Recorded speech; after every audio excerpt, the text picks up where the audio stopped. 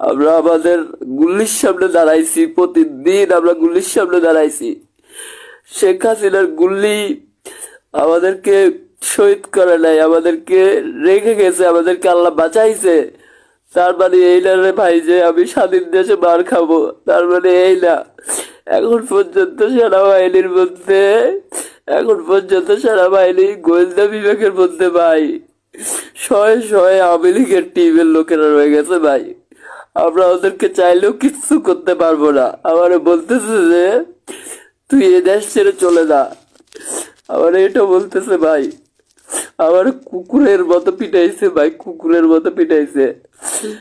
আজকে যদি ভাই, আজকে যদি শেখ হাসিনা, যদি আমরা যদি রাস্তায় না নামতাম, শেখ হাসিনা যদি না যাইতো, তোরা সারা জীবন শেখ হাসিনাকে খালা খালা সার সার করতে করতে তোদের দিন পার হয়ে যেত।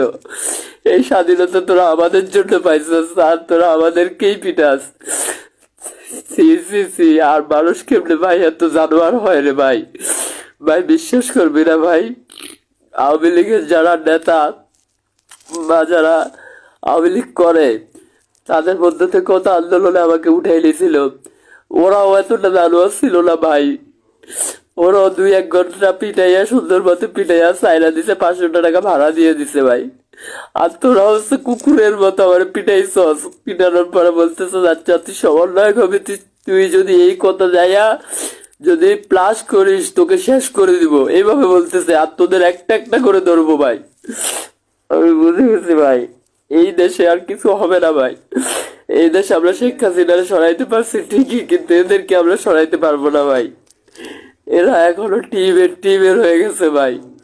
কুকুরের মতো পিটাইছে আমাকে ভাই। আমাকে বলতেছে যে আমার কেউ বলতেছে আমার কাছে একটা ম্যাগাজিন আছে, কেউ বলতেছে স্যার আমার দেন আমি খুন করবো।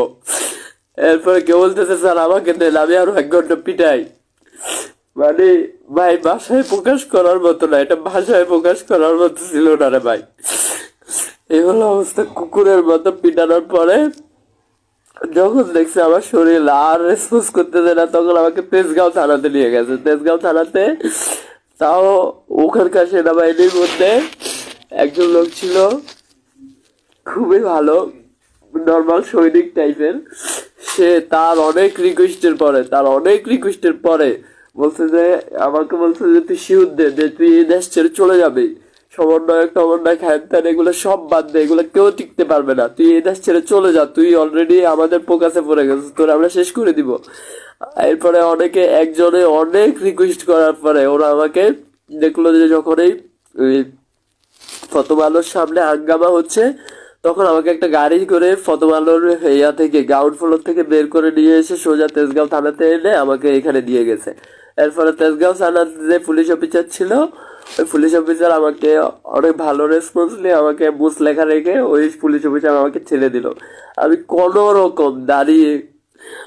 রকম রাস্তায় এসে ভাই আমি শুয়ে গেছি ভাই, দাঁড়াতে পারি নাই। এইরকম ভাই তোদের যদি মারার এতই শখ থাকতো ভাই, আমরা মৃত্যুরে তো ডরাই না ভাই। আমরা শেখ হাসিনার গুলির বিরুদ্ধে দাঁড়াইছি, আমরা এই দেশ স্বাধীন করছি ভাই, আমরা মৃত্যুরে ডরাই না। আমরা তোদের মারার যদি ইচ্ছা থাকতো ভাই, একটা গুলি করে দিতি, তাইলেও তো এত যন্ত্রণা সহ্য করতে হইতো না। একটা গুলি করে দিতি, এক গুলিতে শেষ হয়ে যেত। 50টা গুলি একসাথে করে দিতি ভাই। কিন্তু তোরা তো জানোয়ারের মতো পিটাইছিস রে ভাই। সমস্যা নাই, আমার আল্লাহ দেখছে, আল্লাহ কারিম। যে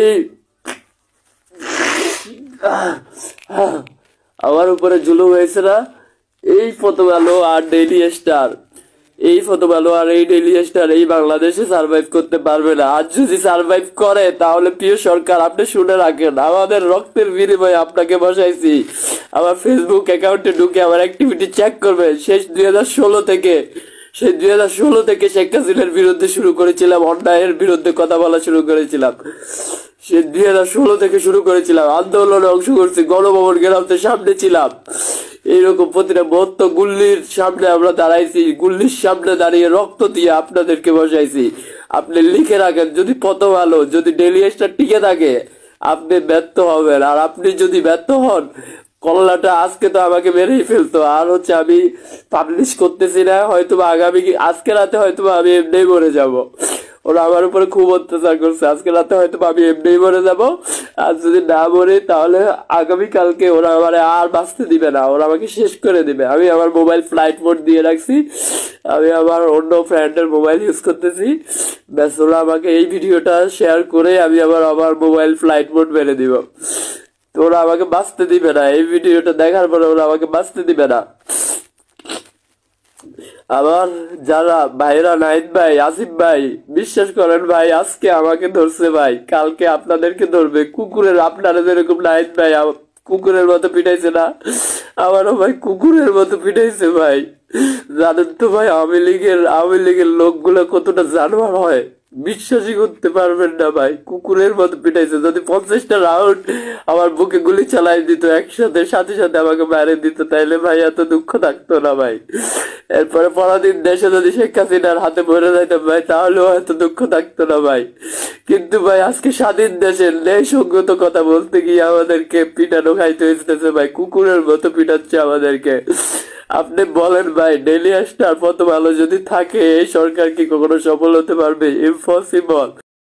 আজকে আপনারা যারা যারা আমার লাইভ দেখেছেন হয়তো তারা বুঝেছেন, এই মুহূর্তে আমি একটা সেভ হাউসে আছি। আমি জানি না আজকে রাতটা আমি বাঁচবো কিনা।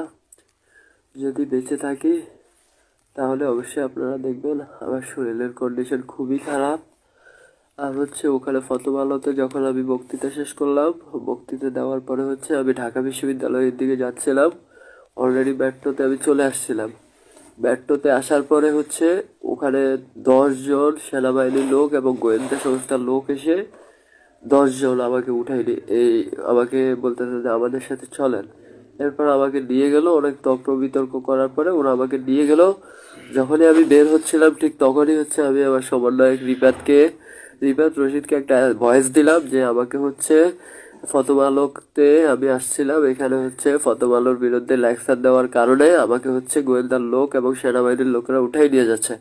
এটা বলে রিফাতকে আমি ভয়েস মেসেজ দিলাম। অ্যান্ড হচ্ছে ওখান থেকে যখন তারা আমাকে নিয়ে গেল, আমি যখন ভয়েস মেসেজ দিচ্ছিলাম রিফাতকে, তখন হচ্ছে আমার থেকে মোবাইলটা নিয়ে চলে গেল। মোবাইল নেওয়ার পরে আমাকে ইনভেস্টিগেশন করলো আমি কি কাজ করি। আমি বললাম যে আমি ঢাকা বিশ্ববিদ্যালয়ের সাথে কাজ করি, বৈষম্য বিরোধী ছাত্র আন্দোলনের একজন সদস্য। এরপরে হচ্ছে আমি জাতীয় নাগরিক ঐক্য কমিটির হচ্ছে উত্তরা শাখার একজন সদস্য। এগুলা বলার পর আমাকে জিপে বসানোর পরে হচ্ছে আমাকে নিয়ে 1 ঘন্টা এলোমেলো হচ্ছে সারা ঢাকা শহরে 1 ঘন্টার মতো আমাকে এলোমেলো ঘুরাইছে, আমাকে মারান। আর এখানে বলতেছে যে আজকে ওখানে নিয়ে তোকে শুট করব, ওইখানে নিয়ে তোকে হ্যান করবো, ত্যান করবো। ও অনেকে বলতেছে যে আমার কাছে এক্সট্রা ম্যাগাজিন আছে, ওরে শেষ করে দিব। ঠিক আছে, ওরা সবগুলা কিছু কিছু সেনাবাহিনীর মধ্যে কিছু কিছু লোক আছে না আওয়ামী লীগ এবং স্বৈর শাসকের দোষর, ওরা সবগুলো ছিল ওই টিমে, সবগুলো ছিল আওয়ামী লীগের দোষর। এবং আমার এটাও বলতেছে যে ওই 5 তারিখে তুই তোর সমন্বয়ক তোদের কাউকে কিছু বলে নাই, তার মানে এই না যে তোদেরকে ধরবো না, তোদের একে একে একটা একটা করে ধরবো, একটা একটা করে শেষ করবো, তুই সমন্বয়ক হবি না, সমন্বয়ক তোর। এটা বলে আমাকে অকথ্য ভাষায় গালাগালি করছে। গালাগালি করার পরে হচ্ছে ওদের বস ফোন দিছে, ফোন দেওয়ার পরে ঢাকা শহরে ঘোরার পরে আমাকে আবার প্রথম আলোর অফিসে নিয়ে গেল। যখন প্রথম আলোর অফিস থেকে লোকজন সরে গেছে, তখন প্রথম আলোর অফিসে ওখানে তারপরও কিছু লোক ছিল, সবাই দেখছে। প্রথম আলোর অফিসে গ্রাউন্ড ফ্লোরে আমাকে নিয়ে যাওয়ার পরে সেম ভাই, প্রথম আলোর গ্রাউন্ড ফ্লোর পার্কিং যেটা আছে এটা সেম একদমই আয়নাঘরের মতো ভাই। আয়নাঘর যতটুকু শুনছি আয়নাঘর থেকেও ভয়ঙ্কর। ওখানে নিয়ে যাওয়ার পরে প্রায় 10 জন সেনাবাহিনী এবং গোয়েন্দা সংস্থার লোক আমাকে কুকুরের মতো পিটাইলো, কুকুরের মতো একদম ভাই, কুত্তার মতো আমাকে পিটাইছে, কুত্তার মতো। বলতেছে যে তুই এই সরকারের বিরুদ্ধে বলিস। আমি বললাম যে ভাই, এই সরকারকে আমি রক্ত দিয়ে বসাইছি, আমি কেন এই সরকারের বিরুদ্ধে বলবো? এবারে আমার ফেসবুক চেক করে দেখলো যে না, হ্যাঁ আমি প্রতিটি আন্দোলনের সাথে ছিলাম, প্রতিটি ক্ষণ মুহূর্তে আমি ছিলাম।